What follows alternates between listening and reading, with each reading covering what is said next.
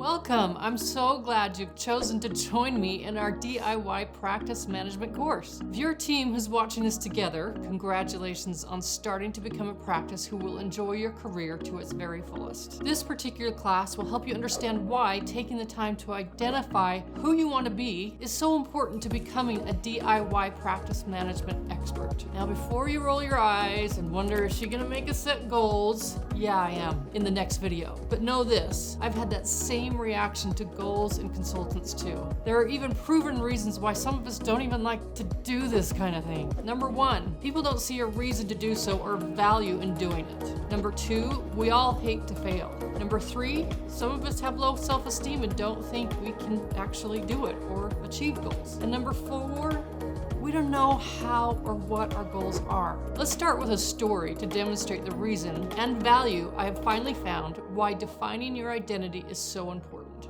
In high school, I played basketball. We had a great coach, and we even took state my sophomore and junior year. During my freshman year, though, our coach knew we had talent, so she worked us hard and expected a lot from us. We perfected the plays, our free throw form, our passes. All the fundamentals were in place and ready for the season. The first game came along, we made crisp passes, we executed all the plays, the X's and the O's, everything we learned in the preseason. But at halftime, we were losing. I thought we were going to get yelled at by our coach during the break, but we didn't. She calmly told us we were doing everything she taught us and doing it well, but that we were forgetting to look for the shot. If you don't shoot, you can't score, and if you don't score, you can't win. We came back and won that game. In the first half, we had forgotten our purpose. We were focused just on execution. I want you to think of a day in dentistry that you had a lot of patients, you all worked hard and made the patients happy, but production at the end of the day was next to nothing. It's happened to the best of us. It might even be a fun day, but it can't be our definition of winning because even though we served the patients well and had a lot of fun, the practice can't function very long if we can't pay the bills. If you don't know the definition of winning in your life and career, you won't ever get there. In basketball, it's easy. The definition of winning is scoring more points than the other team. In our lives and careers, it's a definition you get to come up with yourself. Once my basketball team remembered that our purpose was to win, we accomplished it. Stephen Covey, one of my favorite authors of the world-renowned book, The 7 Habits of Highly Effective People, was a patient in my dad's practice. And he said this, begin with the end in mind. It's one of the 7 habits. The end in mind for our basketball team was to take state, and we did it. But what's your end? What will it take for you to retire or the legacy you want to leave behind? Then you need to ask yourself,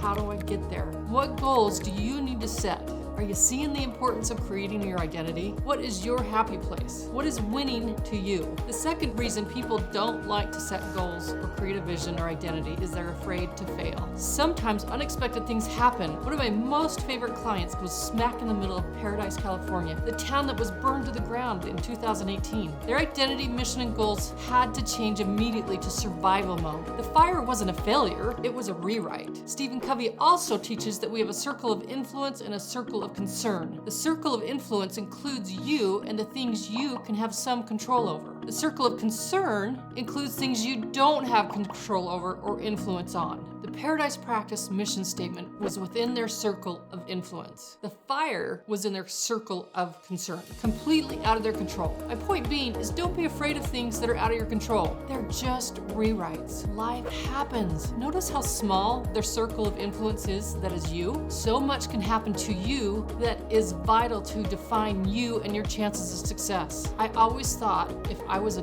good person and played by the rules, I could prevent failure from happening to me. Nope. It happens to all of us in some way or another. It just means it's time to jot down a second draft. The third reason people don't like setting goals is low self-esteem. The very fact that you signed up for this course tells me you have the confidence to become a DIY practice management expert. Catherine Stockett, the author of The Help, wrote, "He was kind, he was smart, he was important." I hope you are kind enough, and I know everyone is smart enough. And most importantly, everyone is important enough to lay out a plan for their own happiness. So be confident, and if you're not, do like I did at the beginning of my career, fake it till you make it. Number 4, reason people won't set goals is they don't know how or what they are. Let me give you a few prompts for professional goals that we will nail down in the next video. What is the kind of culture you want to work in? The kind of building, the kind of technology and equipment you wish to have, the type of treatment and service you want to provide, the stress level throughout the workday, what you want your retirement to look like. and the legacy you want to leave. Those are all great things to think about. Winning to you might be working for a DSO that treats you well, with people you like and patients that love you. Then tuck away some money in a 401k along the way for retirement at age